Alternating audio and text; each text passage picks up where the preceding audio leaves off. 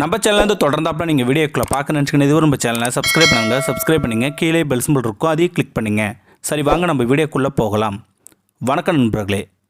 மதுரை ராஜாஜி அரசு மருத்துவமனை எதிர்புறம் Sri Maruti coffee bar என்ற பெயரில் ஒரு கடை நடத்தி வந்து கொண்டிருந்தார் ஹரி.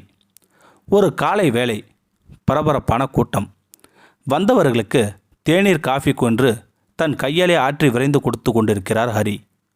ஒரு வயதான அம்மா தயங்கி ஹரியை நெருங்கி அவர் டீ ஆற்றி கொண்டிருந்த மேஜை மீது ஒரு ஜோடி கொலுசை வைத்தார். என்னம்மா கொலுசு வைக்கிறீங்க என்று டீ ஆற்றுவதை நிறுத்திவிட்டு கேட்டார் ஹரி.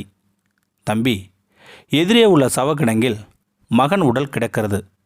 அடக்கம் செய்ய காசு இல்லை, அதான் கொலுசு அடகு வச்சு என்று இழுக்கிறார் அந்த வயதான அம்மா. சவ அடக்கம் செய்ய இந்த கொலுசு அடகு வைத்து அதில் கிடைக்கும் பணத்தில் எதுவும் செய்ய முடியாது அம்மா.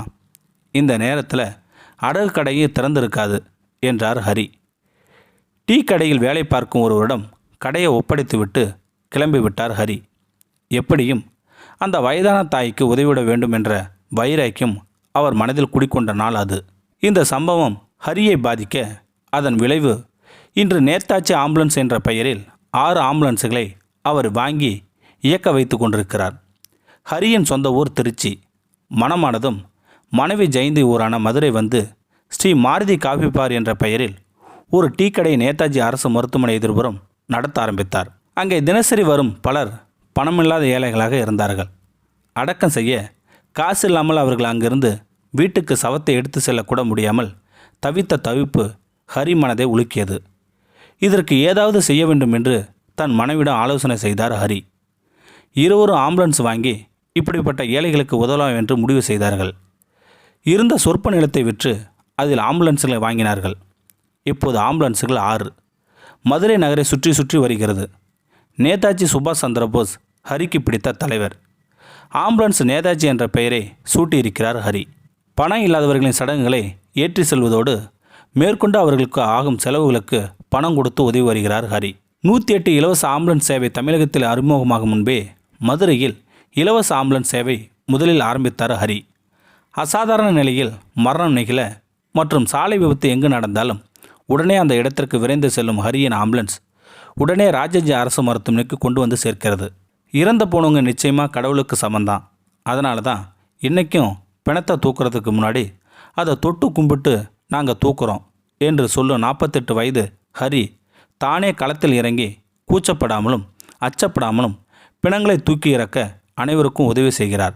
உடல் வாங்க காத்திருக்கும் உறவுகளின் களைப்பை போக்க தேநீர் விற்பனை செய்பவர். பிணவரையில் கூறு போட்டு எடுத்து செல்லப்படும் உடல்களை அலங்கரிக்க காட்டா துணி, பஞ்சு, சந்தானம், மாலை, ஊதுவத்தி உள்ளிட்டவைகள் கடை நிறைய அடுக்கி வைக்கிறார். பணம் கொடுத்தால் வசதி படைத்தவர்களுக்கு பொருள், வசதி இல்லாதவர்களுக்கு அவர்கள் கேட்பதற்கு முன்னர் இலவசமாக பொருள். இதுதான் அவரது கொள்கை.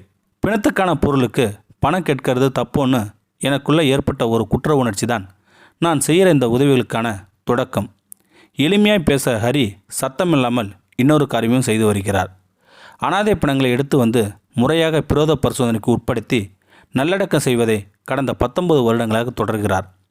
தென் மாவட்டங்களில் எங்கு விபத்து என்றாலும் காவல்துறையிடம் இருந்து உடனடியாக ஹரிக்குத்தான் தகவல் வருகிறது. உடல் எந்த நிலையில் இருந்தாலும் சற்று அருவறுப்பு கொள்ளாமல் தொட்டு தூக்குவது இவரது வழக்கம்.